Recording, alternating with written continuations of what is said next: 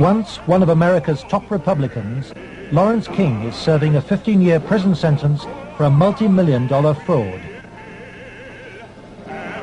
But financial crime is only half the story. This is the true story of Lawrence King. It is the story of a cancer at the heart of America and of its continuing cover-up at the highest level. One man is attempting to uncover the full story. John DeCamp is among the most highly decorated Vietnam veterans. A former Republican state senator in Lincoln, Nebraska, he is now a lawyer fighting the legacy of Lawrence King's abuse of power. It's a web of intrigue that starts at our Holy of Holies, Boys Town, Nebraska, one of the most respected institutions in the United States, and spreads out like a spider web to Washington, D.C., right up to the steps of the nation's capital, the steps of the White House, involves some of the most respected and powerful and richest businessmen in this United States of America. And the centerpiece of the entire web is the use of children for sex and drug dealing and drug couriers, the compromising of politicians, the compromising of businessmen, but worst of all, the corruption of key institutions of government that have the duty and responsibility to make sure these things never happen. For John DeCamp, the trail starts in a unique town just outside Omaha.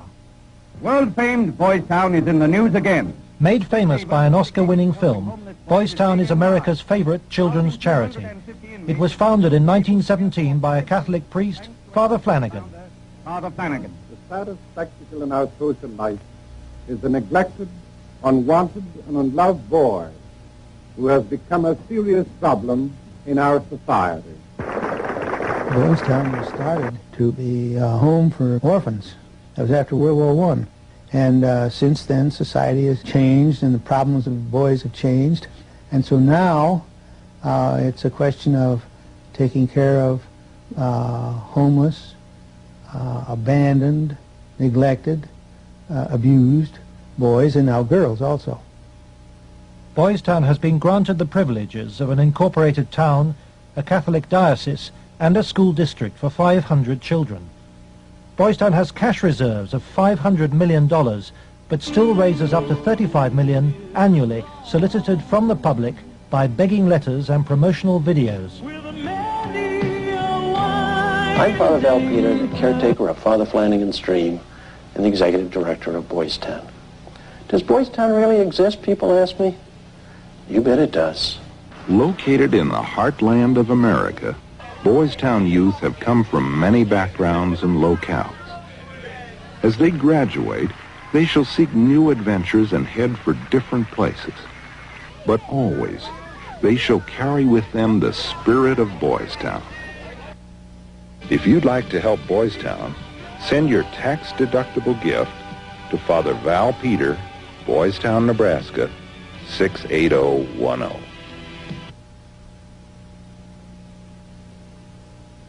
Boys Town, for me, was the first thing I ever heard of when you think of institutions that you respect. Believe it or not, I was there for a while when I was a young boy. When an institution like that gets contaminated, then you better, if you got any decency at all, do something about it, or at least get it cleared up. John DeCamp lays the blame for the contamination of Boys Town of the one-time leader of the National Black Republican Council, Larry King. Larry King was the fastest rising black star in the entire Republican Party of the United States during all of the 1980s. And he was also one of the most evil individuals in this country in terms of being a dealer of children, in terms of being a thief, 40 million that they documented he stole, and in terms of using and compromising and corrupting one after another politicians. The base for his network was the Franklin Federal Credit Union, a people's bank in Omaha, Nebraska. Larry King was its general manager.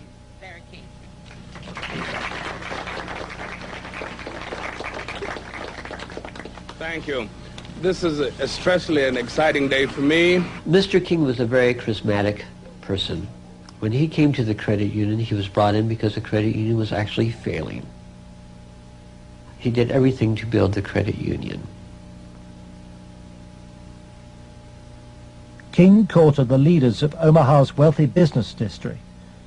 Banks, industry, and charities placed millions of dollars in King's hands. From 1979, Larry King developed close commercial ties to Boys Town, and Boys Town youngsters were sent to work for his companies. Boys Town had quite a few accounts at Franklin Credit Union. Those were considered very valuable accounts. They were handled exclusively by the bookkeeping department. But on the average of once a month or once every 2 months, we always seemed to incorporate a person from Boys Town. But King used Boys Town not just as a source of young boys for his business. He prostituted them at sex and drug orgies. Paul Benassi was a victim of King's abuse. He was also sent by King to lure Boys Town youngsters off campus. We used to just drive around and go up toward a home, and then we used to do some of the scavenger hunts with picking up some of the kids. You know, just kind of win their confidence, become friends with them for a while. Start inviting them to the parties. The kids were 10 years old or older. In 1986, King's plundering of Boys Town was reported by staff to its chief executive, Father Val Peter. Subsequent testimony proves that he carried out his own investigation, but that King's victims refused to talk to him.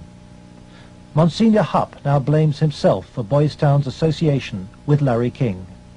Well, in retrospect, I regret having any association with Larry King. Had I known it at the time, it would never have happened.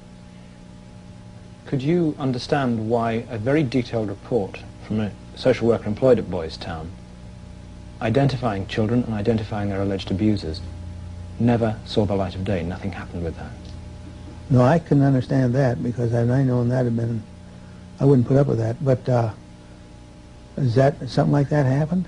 I don't know of it. Nebraska has a very clear statute that child abuse allegations should be reported to authorities. They shouldn't be reported to the principal of a school, the director of a facility. They should be reported directly to either Child Protective Services or law enforcement. And so Larry King remained free to feed his pedophilic parties with child victims. But in 1988, a routine review brought King's involvement with Boys Town youth to the attention of Nebraska's State Foster Care Review Board. In the information presented to the Foster Care Review Board, either via the telephone reports, the personal reports, or the reports we reviewed, Larry King's name was consistently present as someone that the youth were making allegations against. So I would say we handed over at least a foot-high amount of material to authorities, and nothing happened. Omaha police now accept that Larry King may have been abusing children. Good morning, Roberta. Good morning, Steve. But its most senior officer claims the evidence was not conclusive. It is certainly possible that Mr. King was involved in illegal acts with children. If there was sufficient evidence of those types of allegations, he would have been prosecuted by the county attorney's office. For me, it was very clear that the case was not investigated and not pursued because of the alleged perpetrators. those perpetrators named by the children were some of the richest and most influential citizens in positions of power in the state, men prominent in industry, politics, the media, even the police. We can only name the ringleaders. Besides Larry King, they were department store millionaire Alan Baer and the celebrity columnist of Omaha's only newspaper, the World Herald, Peter Citron.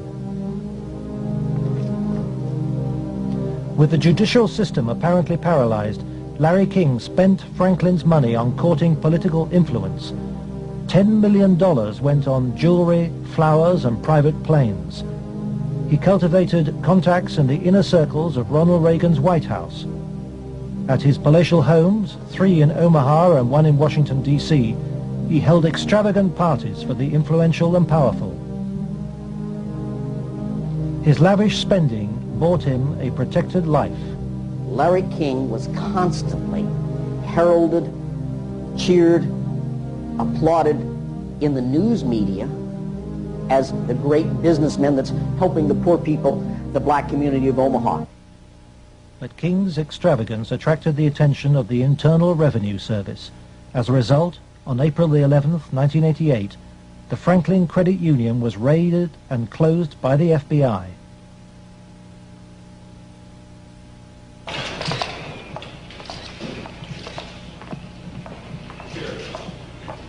King was arrested, and the federal investigation showed he had stolen $40 million from Franklin. Documents we possess reveal the FBI interviewed many of the victims of Larry King's sex ring, but no action was taken. In November 1988, Nebraska's state government set up a parallel investigation into Larry King. A legislative committee was formed. Its chairman was the Republican head of Nebraska's Banking Committee, corn farmer and state senator Lawrence Schmidt. Immediately, anonymous threats began. I received a phone call on the floor of the legislature. The caller did not identify himself, but he said, "Lauren, you do not want to have an investigation of the Franklin Federal Credit Union." And I asked who I was speaking to, and they said, "That doesn't matter, but you shouldn't have that investigation." And I said, "Well, why not?" He said, "It will reach to the highest levels of the Republican Party, and we're both good Republicans." Undeterred, the committee began their investigations, and the money trail led quickly to the original allegations of child abuse. Carolyn Stitt was one of the first to testify. The night before we testified before the legislative committee, I did receive a phone call at home that said, "If you speak, you won't live to regret it." To protect the inquiry, Schmidt's committee hired special legal counsel and full-time professional investigators Gary Caradori and Karen Ormiston. I said, "We do not want you to bring to the committee rumors, innuendos, nothing that cannot be backed up with facts." I said, "Bring to the committee that which we can take to a prosecutor." The investigators found new victims of King's pedophile network, many on the streets of Omaha. The picture they built up was of a large ring of rich and powerful pedophiles, many named the same men as those involved with the Boys Town cases 3 years earlier. They were telling us about prominent people in Omaha and elsewhere that were abusing children at parties. The prominent citizens' names that originally came up were of concern to me because I knew many of those individuals, and I very frankly was shocked to have those names show up on the list. To provide the committee with hard evidence, the investigators recorded their new witnesses on videotape. Paul Bonassi had been the victim of abuse since he was 8. He was present at many of Larry King's sex parties. Caradori traced him to the county jail. He had been convicted of fondling his young cousin. Who are some of these people that would come to these parties? I actually get a situation most of the time. He didn't seem like he wasn't like other people. Media personality Peter Citron procured some of his victims from Boys Town. The kids he liked were mainly around the age of probably about 8 and 13. It was mainly fondling and oral sex with them. He did have some anal sex, but he usually did that with the older kids. The parties involved ever more sadistic abuse. Whenever you were tied up, was there anybody else present other than you, Peter Citron? Yes. Who was that? It was Alan Bear's cousin. Millionaire Alan Bear hosted parties for a large number of sadistic pedophiles. Paul Benassi suffered at their hands. You okay? Yeah. They tied me up and I had some other kids perform sex on me and they both paid me and they burned me some cigarettes. Okay. Just take a deep breath now.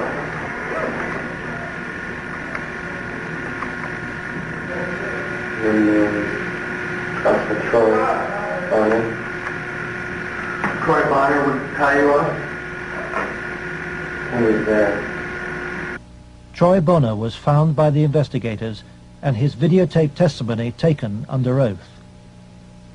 I was shocked when I walked in. There was a kid, I would say about 15 years old, out in the middle of the room. One guy was standing in front of him.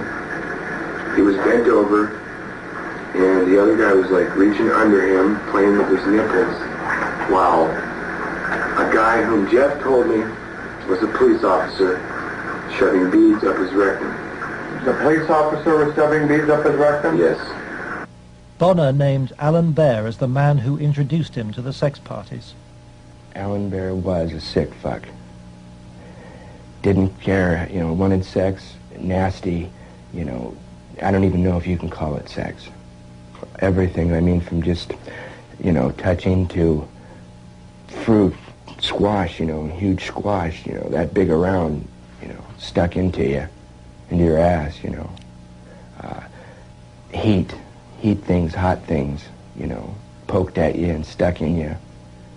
But the center of the child sex ring was Larry King. Larry King was the same kind of sick fuck Alan Bear was, except Larry King was more violent, more sure of himself, I got those scars on my arm one night at a party where Larry King, wanted to see how strong a man we were or something, and have us push our arms together, and then you'd light cigarettes, and as soon as you get burning, you just drop them down between your arms and, let it burn. And they made us stand there naked and touch each other by holding our arms together and burn cigarettes where, it's on film someplace.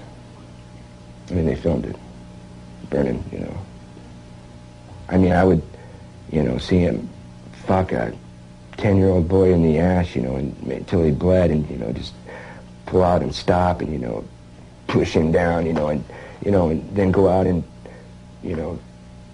meet with decent people. King would also provide underage girls for abuse. Alicia Owen told the investigators she was 15 when she attended her first party, introduced by a Boys Town boy.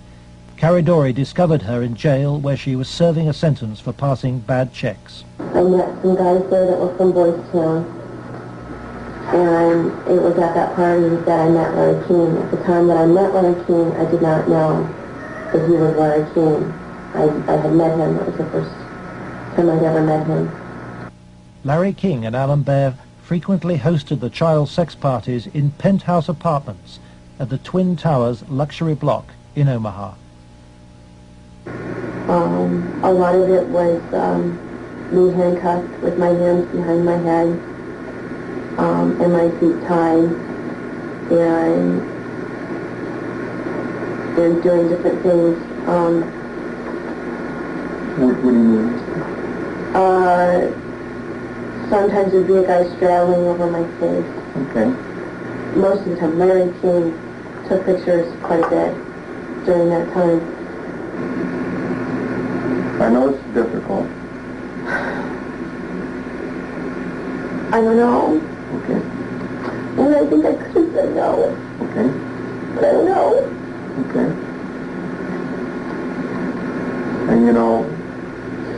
that you're a victim. And with a young age. Let's go off camera for a minute. We were appalled. Appalled. I don't even know if it comes across on the video the way it came across to us in person. It was incredible. It's incredible what these kids went through, I think. Larry King was also here. He came in and we drank and did cocaine. I didn't do much. He turned me on to it, Larry King did. Drugs was a strong part of how they got control of some of the kids, because that's what some of the kids were there to get. They would do the sexual acts and then be provided with cocaine or whatever type of drug they wanted. Heroin, I don't know, but that was my drug of choice. Till this day, I remain an addict. And those of us that didn't like to be involved and didn't want to be involved were threatened. Oh, so any, and who would do these threatening remarks? Larry King. Do you think Larry King personally did? I mean, I think he did. And when they threatened, that I can go find somebody that will kill you, or that will kill your family, he didn't tell anybody. Larry King was, I would say, the center of transporting the children around the country. The airplanes were usually in his name, at least in his name. They were paid for by Larry King. We met them in Pasadena. Met who in Pasadena? We met, Larry King was there. There was 3 boys that I had seen at one of the receptions at the French Cafe were there. And I'm almost positive they were Boys Town boys. Almost positive. They were there. You mean graduates of Boys Town or present? I think they were present because they were young. Well, how would they get away for a long period of time? I have no idea. Okay. Boys Town came up frequently during the investigation, but we found it very difficult to get information about Boys Town. I was not able to find any information on my visit there, and Mr. Caradori could not get information either.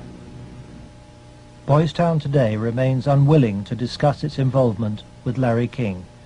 We were banned from filming at Boys Town, and its public affairs officer refused any interviews. I would have to give you a flat no. I'm just going to tell you at this point that we will not participate with you. We have no interest in talking to you folks. It's something that we don't even care to delve into.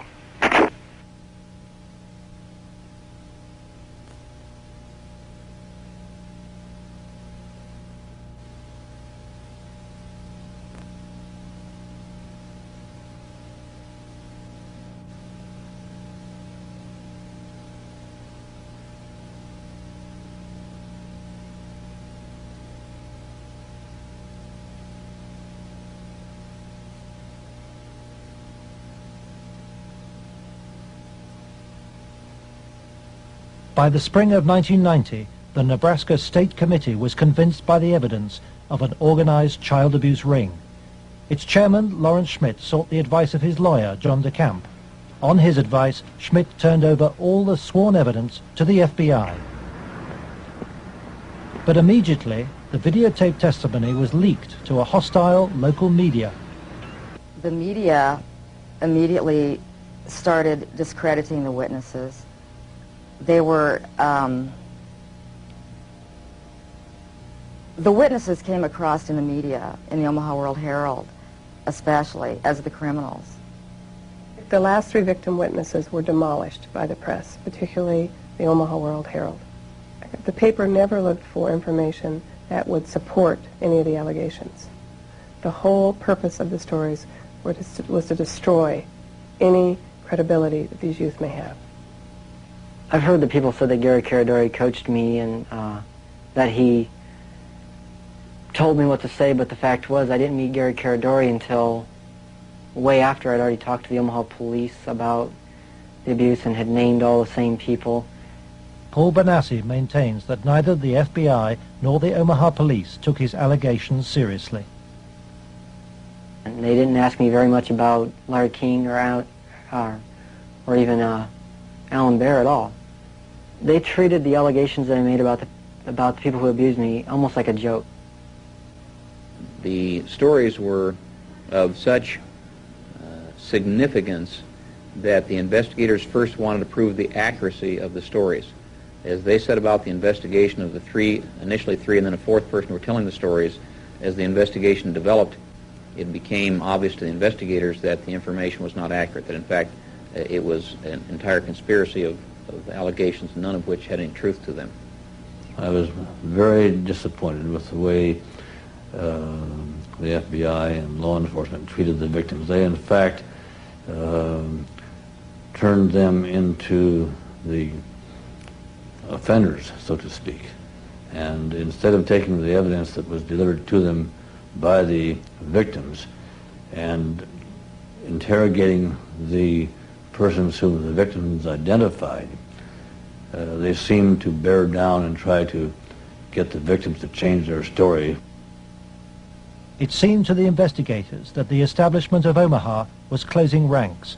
Then Troy Bonner was brought in for questioning by the FBI. The FBI's attitude was, just no, these kind of things don't happen.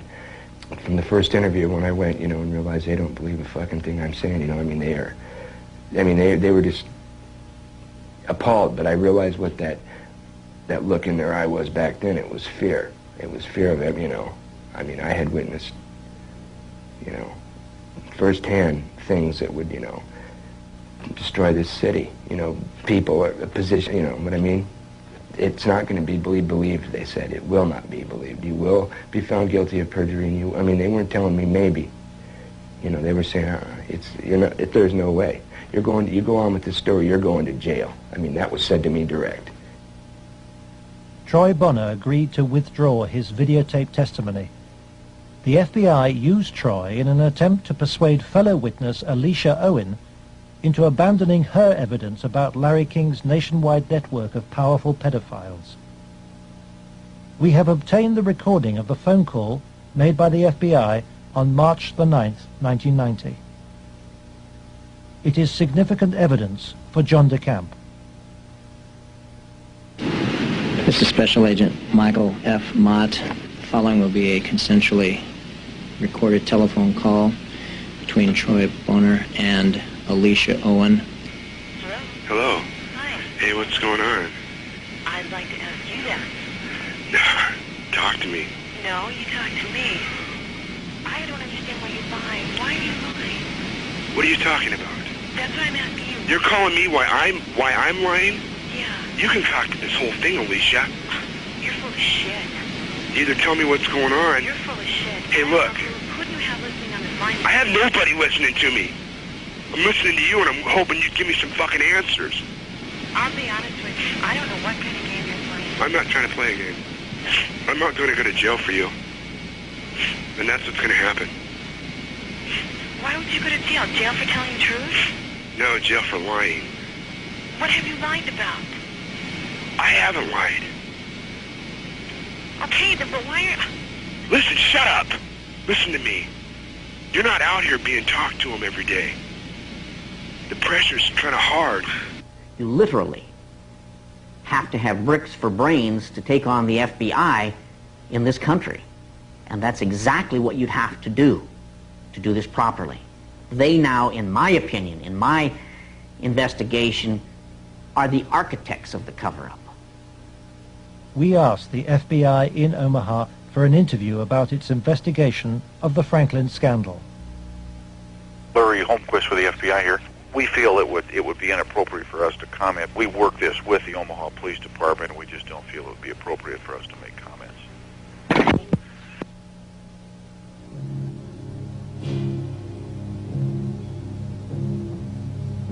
As the investigators sought out new witnesses, they found themselves under constant threat. Gary was threatened several times His vehicles were tampered with. I would think whoever tampered with them, it was a scare tactic because it was so obvious that they were being tampered with. Gary it was one piece of evidence I know he got that he even said he got one step ahead of him this time. He told us about this book. It was like addresses, telephone numbers, names. He said if they knew he had it, they'd kill him. On July the 11th, 1990, Gary Caradori and his 8-year-old son AJ were flying home from Chicago in his light aircraft. They had watched the All-Star baseball game, and Caradori had been pursuing new leads. Investigators from the National Transportation Safety Board are in Harold Cameron's cornfield trying to determine what caused this private plane to crash, killing its 2 occupants. The bodies of Gary Caradori and 8-year-old AJ were found in the wreckage. National Transportation Safety Board investigators say wreckage from the crash is apparently strewn over a 3/4 to 1 mile long stretch in this field.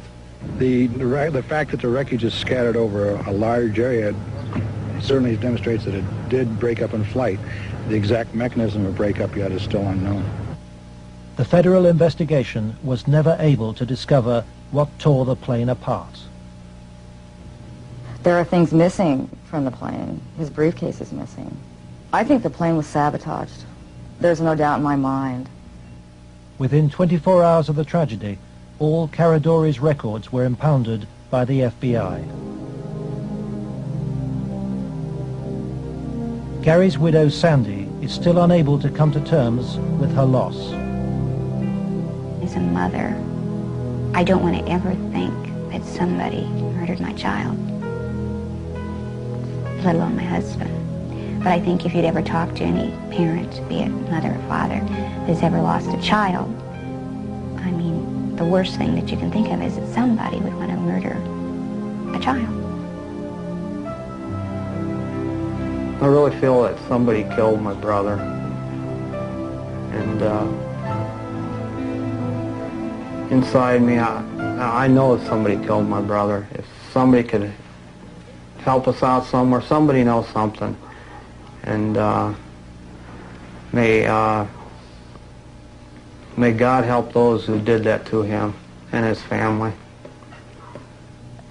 The effect of Gary's crash on the investigation, I think, in effect, put an end to anybody else coming forward. There are many victims. We knew of more. There are more. They're still out there. They're afraid to come forward. That's when I was finished, because I figured out if they murdered Gary and his son, there was nothing that would stop them. There was no piece of paper, there was nothing we could come up with that was going to get anything done.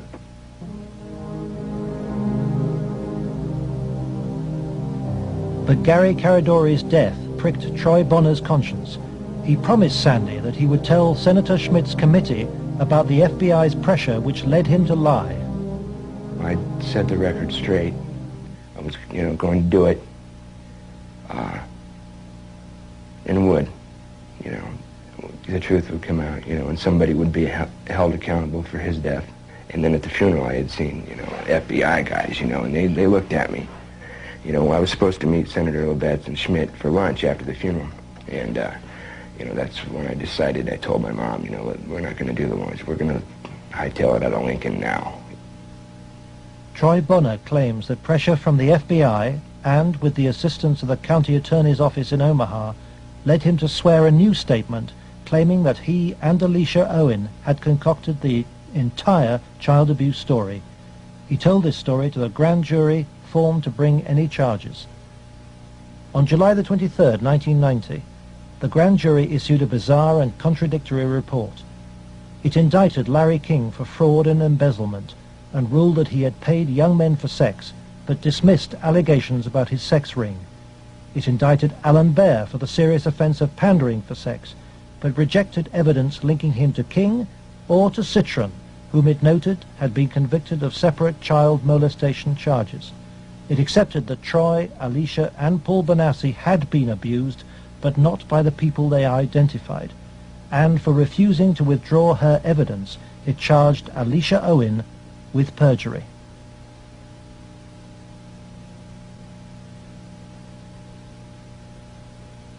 Lawrence Schmidt's legislative committee issued a report denouncing the grand jury. Schmidt acknowledges that the system failed both the victims and him. I had, I think, as distinguished a record as anyone could put together in 24 years. I was told that would be curtailed, and it was. I was told I'd have financial problems, and I did. The message was not lost on most politicians in Nebraska.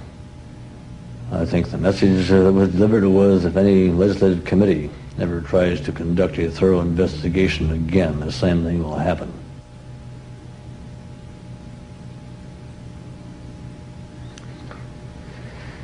It has shaken my faith in the institutions of government. I used to be a firm believer that the system would work, and that people who did things wrong would be punished. And we discovered victims who claimed to have been abused and who the grand jury acknowledged had been abused. But they did not try to find out who had abused those individuals. Instead, they convicted Alicia Owen of perjury. Indefensible from my point of view.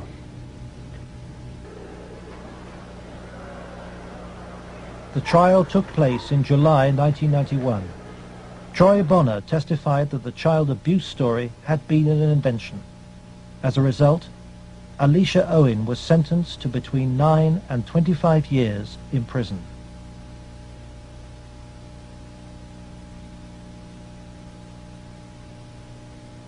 I can't find a case in the history of this country where some kid got sentenced to 25 or 30 years in prison for something like this.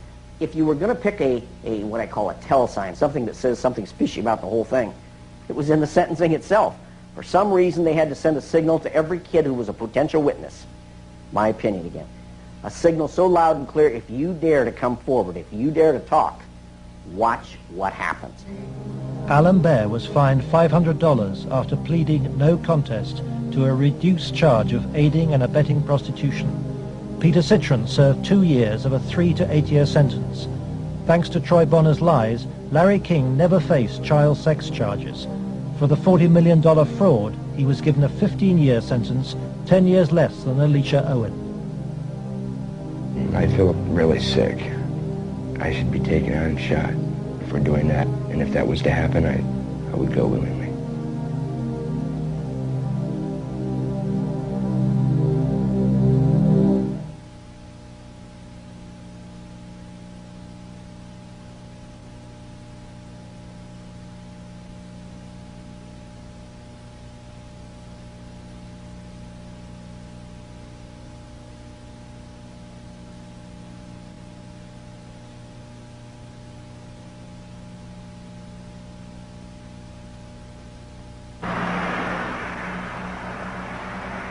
John DeCamp, former state senator and Vietnam veteran, is now the only man fighting to help Larry King's victims. He is the lawyer trying to overturn Alicia Owen's conviction and to expose the cover-up. I live in Nebraska. Hell, I was born here, raised here. I have 4 kids growing up here. Like it or not, it's my heritage, you know? Well, if it's a dirty cesspool that I got to live in or look back on that I left, that ain't good. The real cost, if I were going to say to my family, has been the fear and intimidation it's put in some of the kids. A couple of the kids are really, really frightened and really had some sleeping problems over it, you know, hear this or that. So that's been the real concern I've had. John has received anonymous threats and has turned for advice to his friend and one-time boss, former head of the CIA, William Colby. Old Bill Colby told me better than anything. The one thing the bad people can't afford is publicity, and knocking you off right now or doing something obvious to one of your kids would bring them more trouble than it's worth. I said, you have to consider the possibility of some danger to not only your reputation, but to your person. I mean, people do react rather violently to some kinds of charges, or particularly if they're true, there's more apt to be a negative reaction than if they're false. If they're false charges, then they can be reacted to in a normal way, by a libel suit or whatever. But if there's truth in it, there can be a danger in that situation. We've seen that happen in other cases.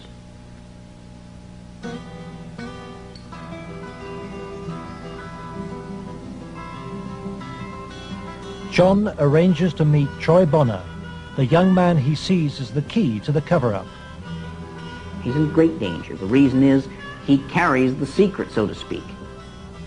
He served his purpose for the FBI and others by committing the lies that put the seal on the cover-up. He knows that Troy's evidence will be crucial to Alicia Owen's case, and Troy wants to tell the truth, despite very real fears. My fears are that, I'm not going to be believed again. It's just, going to be a whole other kind of exploitation like it was last time. And afraid that that's going to happen, or, I might end up dead, or a loved one might end up dead. Troy has an overriding reason for putting the record straight. Maybe somebody has a better idea. I want this to go forward and have something done so that all those other kids who a lot worse things have happened to can come forward and see that action can be taken. You have to, if you want to protect yourself and your life and your family's life, both now and particularly in the future, is to use the institutions of government that have been set up to protect you and make them work. That means you go into federal court, you go after the people that have done this cover-up, and you expose it so there's no longer any percentage on their part in eliminating you because the secret's out. Yeah, that's why we're here today, to let it out. John's advice to Troy to tell the truth in court puts him at risk of prosecution by the county attorney's office. Potentially, they could decide to charge him with perjury, because now he is telling that they forced me to lie. I did lie at Alicia's trial. I did lie before the grand jury. I did it because the authorities were forcing me to do it, and I was scared for my family. Potentially, they could charge him with perjury this time. Troy's appearance in court will keep Alicia Owen out of prison. She's on bail while DeCamp appeals against her perjury conviction. As her hearing approaches, vital new evidence emerges. Alicia claims that some of Troy's videotaped testimony was withheld from the grand jury which indicted her. The tapes that were shown to the grand jury had been edited. Everything that matched Troy's statement Was shown. that matched mine 'Cause I know it's was raised. edited out. And I think maybe one of the things we want to do is show the judge specifically where these, little 5-minute segments of, look, this tape says this, and then show him it isn't in this tape, and this is the tape the grand jury saw. I'm going to attempt to get these tapes, and we'll see what happens next. But to obtain the tapes, DeCamp must approach some of the very officials he has accused in court of being involved in the cover-up, the county attorney's office which ran the grand jury. In the good old Alicia Owen case, 127-194, I'm trying to get the evidence, the tapes and the transcripts of Troy and Danny. Troy Bonner. Get that up here once. Yeah. It's up at the county attorneys. They have all the bills up there. Oh. Robert. Let me guess, Robert Siegler has them. Robert Siegler is the prosecuting attorney trying to send Alicia Owen back to prison. After lengthy negotiations, DeCamp emerges with the tapes the grand jury never saw. I went with $4,000, about $4,000 of cocaine. Okay, and what airline? In more than 2 hours of taped testimony, Troy details trips across America on behalf of Larry King and Alan Baer. Trips for drug deals and sex. It corroborates Alicia's evidence. Fort Worth, like an hour, and then a big plane from Dallas to Los Angeles. Did anybody go with you? Alicia Owen. For John DeCamp, This is the proof of the King sex ring for which he has been waiting. Here it is, so to speak, the smoking gun that they could go out and verify, the corroboration. In other words, the linkage to King that was denied. Cover-up. Organized, planned, deliberate cover-up. The courthouse, Wahoo, Nebraska. The hearing begins.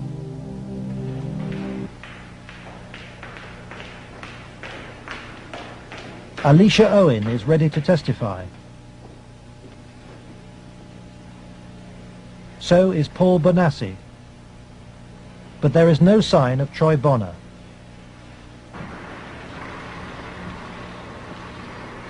DeCamp discovers that Robert Siegler has sent the young man a subpoena. Fearing arrest for perjury, Troy has gone into hiding.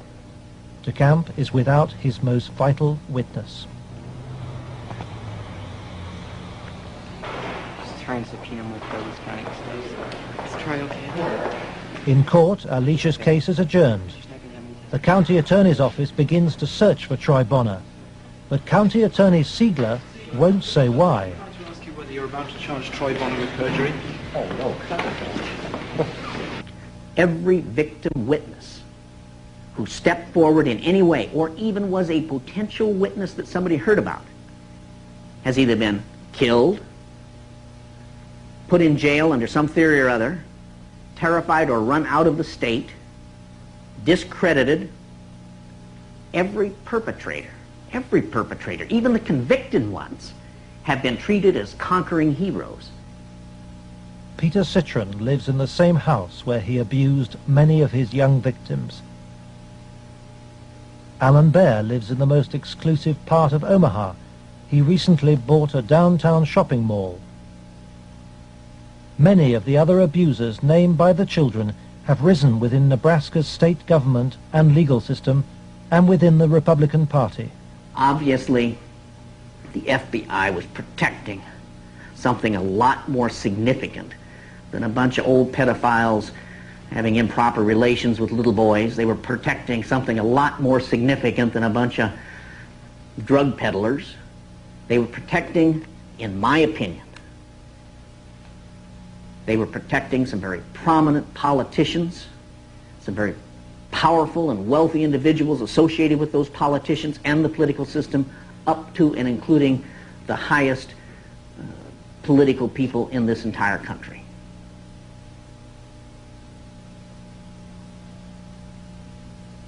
In search of the men who protected Larry King, John DeCamp goes to Washington to investigate King's connections in the Republican Party and on Capitol Hill. Paul Bonassi provides him with the evidence that Larry King threw child sex parties here at his rented $5,000 a month Washington house. I was about 14, about 1981. At first it was about 3 or 4 times the first year. After that it was about once a month. Some of the parties, when they started off, were straight political type parties with no sex. And then when some of the men had left, some of the politicians had left, the ones that had planned on engaging in some type of sexual activity, that would come after the party. Some of the kids would be held downstairs in some of the rooms where if they acted up or if they started freaking out because of the drugs that they were on, they'd put them in a room that they couldn't get out of, and they would lock them in. What kind of drugs? Anything you wanted: cocaine, heroin, speedballs. You're telling me those speed. things were at these parties where you had Larry King and prominent politicians? Yes. Were they readily available to anybody at the party? At the after parties, they were readily available for anybody. Beforehand, they did it more upstairs than they did anywhere else, and it was kind of in the back rooms. Were any attempts ever made that you know of to expose this situation? As far as I know, nothing's ever been done, and most of the people that were in there had already been, I guess you could say, compromised. King's partner was Washington lobbyist Craig Spence. Spence took youngsters, including Bonassi, on private midnight tours of the White House. So you were in the White House then? Yes. And how did you gain access? Well, I came down with Larry King, but Craig Spence was the one that arranged the trip for us. And it was kind of a gift for our services that we were doing. How many times were you on this kind of a trip? I came to it on 2 times. 2 times. And were you used for sex on those occasions?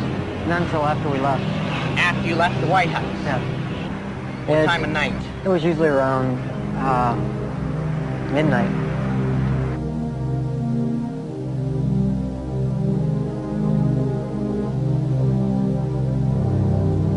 For me, it was just kind of weird being in the White House at that time of the night and getting to go into places that the guy was telling us that nobody gets to go to. I mean, I seen rooms in there that I'd never even heard about.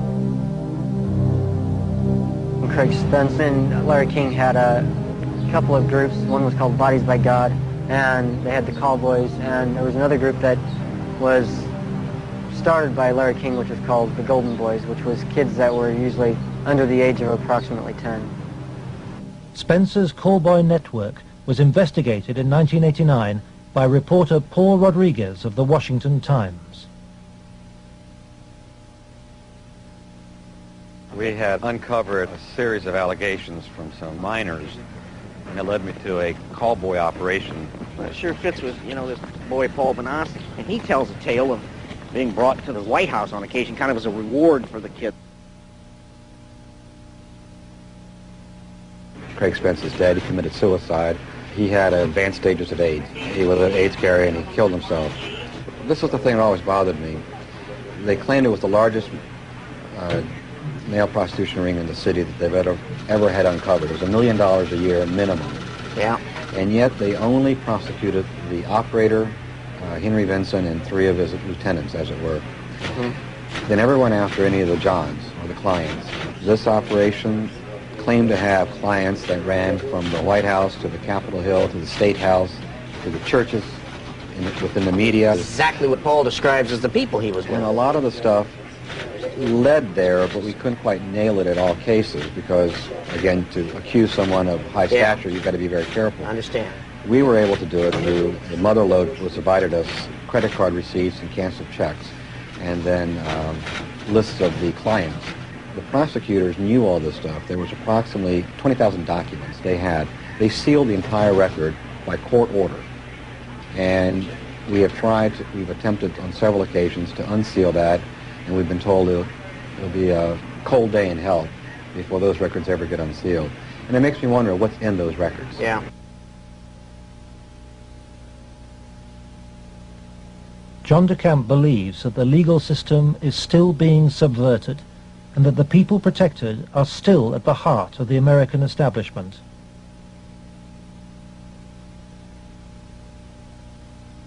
He hopes that this program will expose a serious miscarriage of justice, but the opposition is formidable. It's beyond belief that arguably the most powerful person in the world, the President of the United States, in the form of Richard Nixon, could not prevent the investigation of Watergate, or that President Reagan could not prevent the investigation of Iran-Contra. And yet somehow this group of unnamed, unknown, anonymous individuals in Omaha, Nebraska have such power they can control and protect all of these people from being investigated. Those allegations are ridiculous. Well, first of all, Nixon did cover up Watergate. Number one. Bush did cover up Iran-Contra, at least officially. And Omaha has successfully covered up this situation. In each case, it was the press that exposed the problem. It wasn't institutions of government. They had been corrupted. They had been compromised. They were the ones doing the cover-up. The Attorney General is now involved. DeCamp's evidence has been passed by William Colby to a senior lawyer in the Justice Department. He did say that the Attorney General's office would be very sensitive to any charges of abuse of children, that this was a matter of considerable priority to the department, that this sort of thing not take place, and that they would assign an officer to look into the case. For John DeCamp, the story of Larry King's corrupt empire holds a dire warning for all America. If you can control about 3 or 4 key elements, you can totally own a state. You can make right wrong. You can make truth falsehood, falsehood truth. If you control the media, if you control the Justice Department, if you control the police, you own the system.